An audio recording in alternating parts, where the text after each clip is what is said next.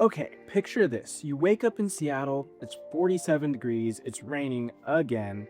Your rent just went up to $2,400 a month for a one-bedroom apartment, and your commute is a nightmare. And somewhere in the back of your brain, a little voice is saying, there has to be a better way.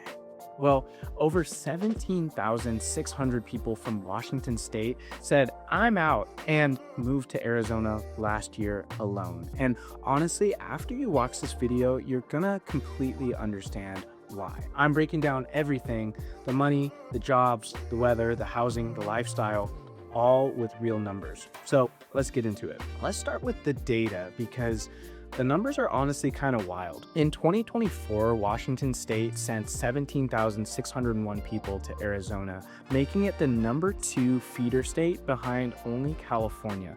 And that's not a rumor, that's US Census data. And Arizona, it ranked 4th in the entire country for net domestic migration, gaining 55,505 new residents in a single year. In fact, Arizona experienced its greatest net inflows from Washington during 2021 and 2022, the biggest surge from the Northwest on record.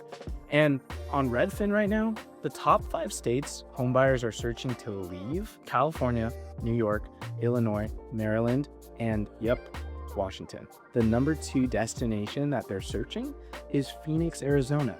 So this isn't a trickle, this is a full-on migration wave, and it's not random. People are doing the math, and the math is pointing straight at the desert. So let's talk about the weather. And I know, you've heard it before.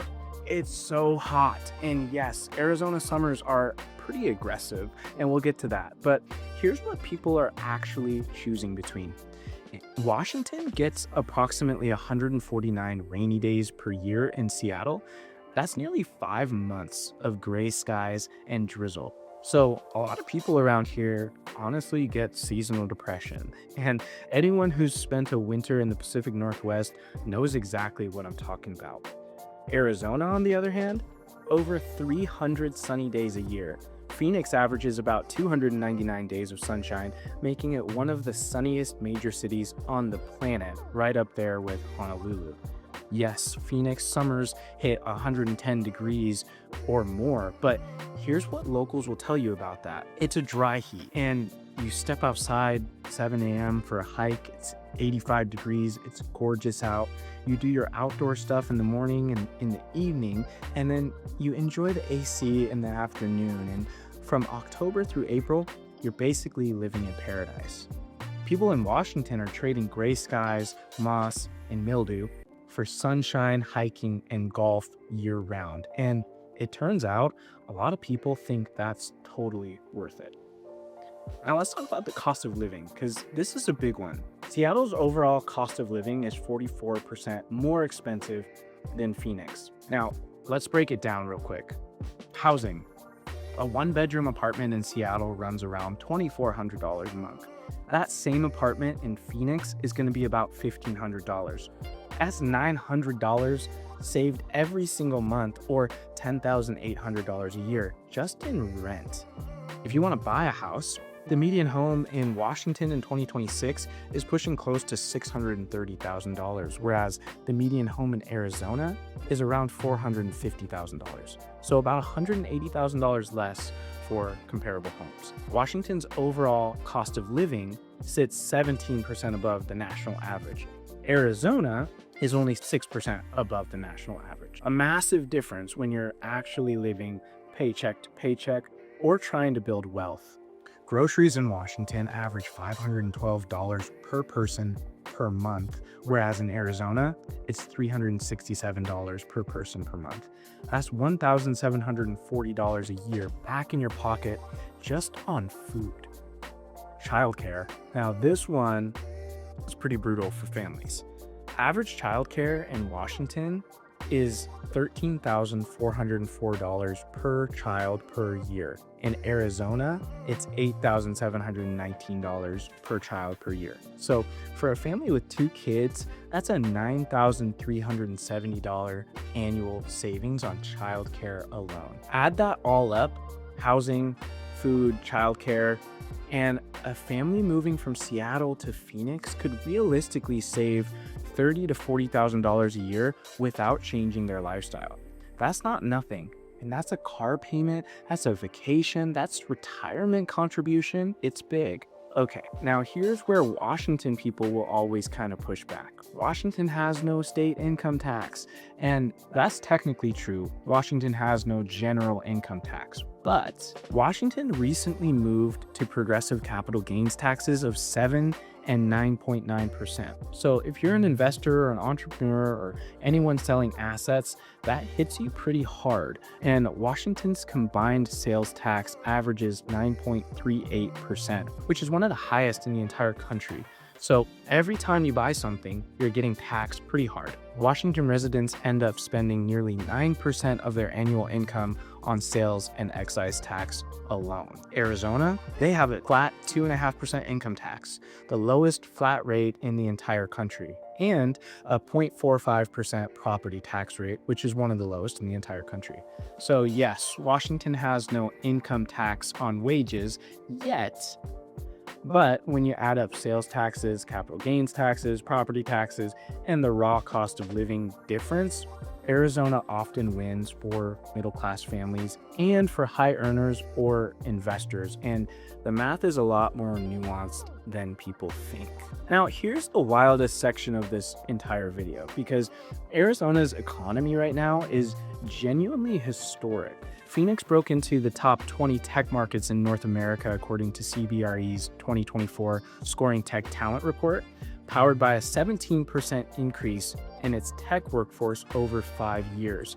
And they've brought in tech talent to over 108,000 workers.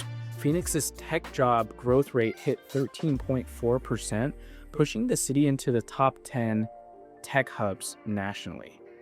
Now, let's talk about lifestyle, because this is where Arizona really seals the deal for a lot of people. Arizona has some of the best outdoor recreation in the country. It has the Grand Canyon, one of the 7 natural wonders of the world. It has Sedona, which is arguably the most beautiful desert landscape in America. It has South Mountain Park. It has Camelback Mountain. It has Antelope Canyon, Lake Powell, Lake Havasu. It has a lot. From October through April, the weather is so perfect that outdoor enthusiasts get more quality days in one Arizona winter than they get in an entire year in the Pacific Northwest. Arizona also has over 300 golf courses, and Scottsdale alone has so many world-class courses that it's been called the golf capital of the world. And compare that to the limited season and soggy fairways in Washington. Phoenix also has exploded with a world-class restaurant scene, and Scottsdale's Old Town is one of the hottest nightlife spots in the Southwest. Tempe has incredible energy around Arizona State University, the largest university in the United States by enrollment, and Tucson has been designated a creative city of gastronomy. Talk about professional sports. Arizona has the Cardinals, you have the Suns, you have the Diamondbacks. The Coyotes situation is a bit complicated, but the Oilers play in Tempe now, and that city is growing its sports culture really quickly. Plus, the Waste Management Phoenix Open, which is the most attended golf event in the world with 700,000 fans in 1 week. The lifestyle in Arizona punches way above what the price tag actually suggests. Now, I'd be doing you a disservice if I didn't acknowledge the real challenges, because they are real. Phoenix summers are genuinely brutal, 110 plus degree days from June through September. So if you hate heat, Arizona is not for you, full stop. Arizona is also the desert. The Colorado River water supply has been under stress for years, and the state is investing heavily in water conservation and reclamation partnerships, but water scarcity is a long-term concern that anyone moving to Arizona should probably understand. Talking about Phoenix specifically, Phoenix has grown so fast that infrastructure has struggled to keep up. So the I-10 corridor, Loop 101, the 202, those areas tend to get pretty congested, and the city is expanding light rail and freeway capacity, but it's a sprawling metro, so you will definitely be driving if you move to that area. From June through September, outdoor life basically goes into hibernation in the middle of the day, so you have to adjust your schedule. If your whole identity is hiking and farmers markets on Saturday afternoons, you need to plan around the heat. But knowing those things going in makes the transition to Arizona a lot smoother. So here's the bottom line. 17,600 people left Washington for Arizona in 2024 alone, and the numbers keep growing. Those people are chasing sunshine, affordability, opportunity, and a lifestyle upgrade that Washington at its current price tag just can't really match for most people. Is Arizona perfect? No, but $900 a month in housing savings, a flat 2.5% income tax, 300 sunny days a year, millions, billions of dollars being invested into tech and jobs for tens of thousands of Washingtonians every year. That math adds up to 2 words.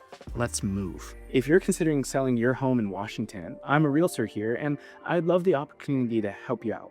If you found this video useful, drop a like, share it with someone who's been thinking about making the move, and make sure to subscribe to my channel as well. And comment below, are you thinking about leaving the Northwest? I'd love to hear where you're heading.